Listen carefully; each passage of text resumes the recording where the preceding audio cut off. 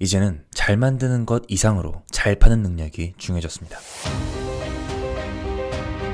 1970년대 경제성장기 이후에 찾아온 저성장 시대는 무한 경쟁이라는 힘든 상황을 만들어냈어요. 성장이 둔화된 만큼 경쟁은 더욱 치열해지고 있어요. 그렇다면 이러한 저성장 시대의 가장 중요한 역량은 무엇일까요? 그것은 바로 이를 가져오는 능력이에요. 즉, 세일즈 스킬입니다. 그래서 오늘은 세일즈 스킬을 향상시킬 수 있는 기본 개념 3가지를 말씀드리려고 합니다. 첫 번째, 영업의 개념을 제대로 이해하라. 보통 영업활동이라고 하면 고객을 설득하거나 교섭하는 일이라고 생각할 거예요.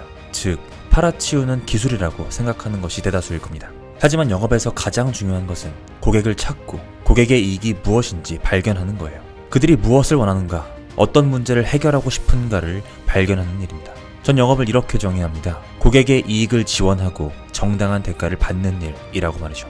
영업은 고객, 이익, 정당한 대가, 이 3가지 요소로 나눠집니다. 고객은 영업사원이 제공하는 가치를 평가하고 정당한 대가를 지불하는 사람이에요. 그래서 영업사원은 자신의 회사가 취급하고 있는 상품과 서비스를 원하는 사람이 누구인지 항상 생각해야 됩니다. 모든 소비자가 고객이 될 수는 없어요. 수입차를 판매하는 자동차 영업사원의 고객은 수입차를 사고 싶어서 고민하는 사람일 겁니다. 국산차 구매만 고려하는 사람은 기본적으로 대상에서 제외하는 것이 맞아요. 그리고 다음은 이익. 이익은 고객이 원하는 상품, 그리고 얻고자 하는 결과입니다. 영업사원은 고객이 원하는 수준에 맞춰서 제한 방식을 바꿀 줄 알아야 돼요. 예를 들어 고객마다 원하는 자동차 사양이 다를 겁니다. 고급 수입차를 사고 싶은 사람, 그리고 국산 경차를 사고 싶은 사람의 취향은 매우 달라져. 그렇기 때문에 영업사원은 자신이 팔고 싶은 상품과 서비스를 제한하는 게 아니라 고객이 원하는 수준에 맞춰서 제한할 줄 알아야 돼요. 마지막으로 3번째 요소는 정당한 대가입니다. 정당한 대가는 제공하는 가치에 대한 적절한 보수를 말해요. 영업을 하다 보면 가격을 쉽게 할인해주기도 합니다. 하지만 이런 방법은 지양해야 할 부분이에요. 정당한 대가를 받지 않으면 회사에 남아야 할 이익이 낮아지고 결국 회사에 좋지 않은 영향을 미칠 수 있기 때문입니다. 따라서 영업활동을 순조롭게 진행하기 위해서는 나의 고객은 누구인가, 고객에게 이익은 무엇인가, 그리고 정당한 대가란 무엇인가를 명확히 하시는 게 중요해요. 두 번째, 소비자의 구매 행동 과정을 이해하라. 고객이 구매를 하는 과정은 크게 2가지로 나눠집니다. 하나는 아이드마 과정, 또 다른 하나는 아이사스 과정입니다. 아이드마의 A는 attention의 약자로 고객이 상품이 있다는 것을 인지하는 단계죠. I는 interest, 흥미를 가지고, D는 desire, 사고 싶은 욕구를 느끼며, M은 memory, 상품과 서비스를 완벽하게 기억하는 상태죠. 그리고 결국 A, action, 구매까지 이어지게 됩니다. 대표적으로 고객의 구매 행동은 이런 절차를 거치게 돼요. 하지만 인터넷이 발달한 요즘 새로운 유형이 생겨났습니다. 그것은 바로 아이사스 과정이에요. 아이사스는 아이드마와 다르게 소비자 행동이 구매에서 끝나는 게 아니라 경험을 공유하는 것까지 포함됩니다.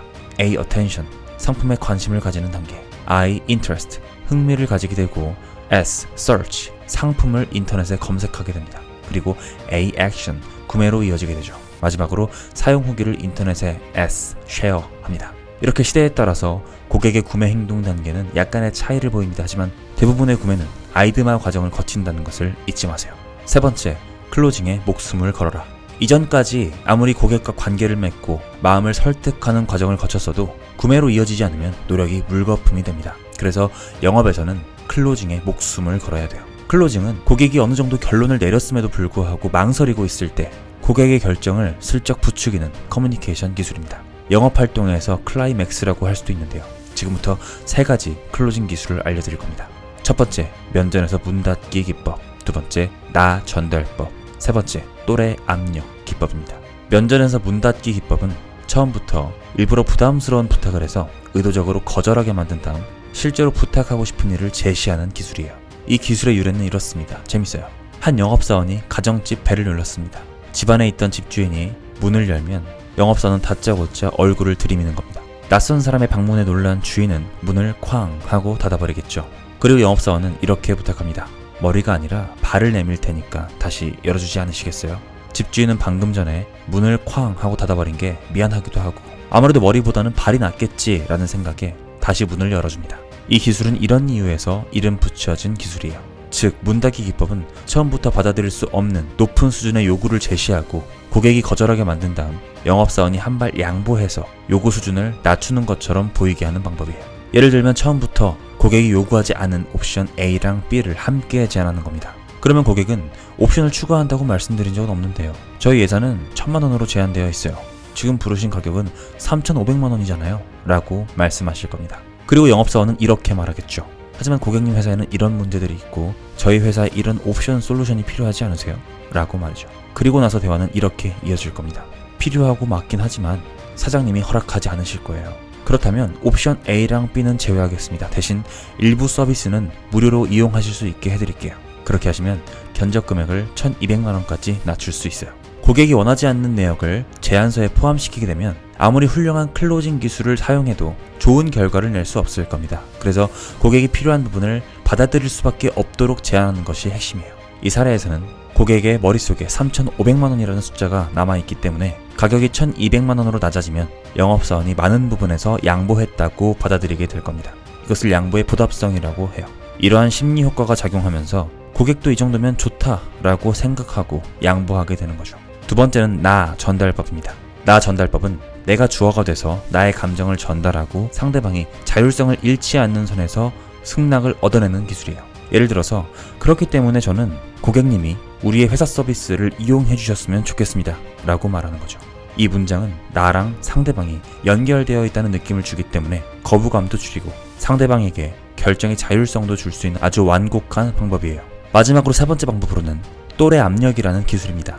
이것은 직접적인 클로징이 아니라 주변 장애물을 하나씩 제거하는 방식의 클로징 기술이에요. 또래 압력은 동료로부터 받는 압력을 말해요. 인간은 사회성에 뛰어난 동물입니다. 따라서 자신이 속해 있는 환경에 크게 영향을 받죠. 집에서든 직장에서든 말이죠. 특히 직장에서는 매일 대다수의 사람들과 동일한 가치관을 가져야 한다는 압력을 받습니다. 그리고 이 압력을 이렇게 사용해 볼 수 있겠죠. 예를 들어서 결제권을 가진 고객사의 본부장을 설득하는 것이 쉽지 않은 상황이에요. 영업사원의 제안에 별다른 반응을 보이지 않았거든요. 하지만 담당 과장이 이 영업사원을 긍정적으로 생각하고 있다면 과장을 우선 자기의 편으로 만든 후에 주변의 장애물을 하나씩 제거해 나가는 겁니다. 호의적인 과장과 함께 제안서 내용을 수정하고 결제권을 가진 본부장을 움직일 수 있는 정무나 상무급 임원을 끌어들이는 등 모든 수단을 동원해서 장애물을 미리 제거하는 거예요. 이것을 진행하는 영업사원도 상사인 부장이나 사장에게 도움을 요청해서 조직적인 차원에서 대책을 마련하는 것도 매우 좋은 방법이 될 겁니다. 이렇게 조금씩 주변 환경을 바꿔나가면서 이런 말을 듣는 것을 목표로 하는 거예요. 다들 그렇게까지 말한다고? 그럼 한번 해보지. 오늘은 저성장 시대의 일을 만들어내는 가장 중요한 역량인 세일즈에 대해서 알아봤습니다. 아무리 시대가 온라인으로 바뀌고 비대면 시대가 왔다고 하지만 사람과 사람 사이에서 발생하는 상호작용을 무시할 수는 없을 거예요. 비단 영업을 하는 사람들에게만 중요한 내용이 아니라 직장인, 프리랜서, 자영업자, 사업가 모두에게 세일즈 스킬은 반드시 익혀야 하는 기술이라고 생각합니다. 나를 상품화하고 어필한 능력은 이제 필수가 되었어요.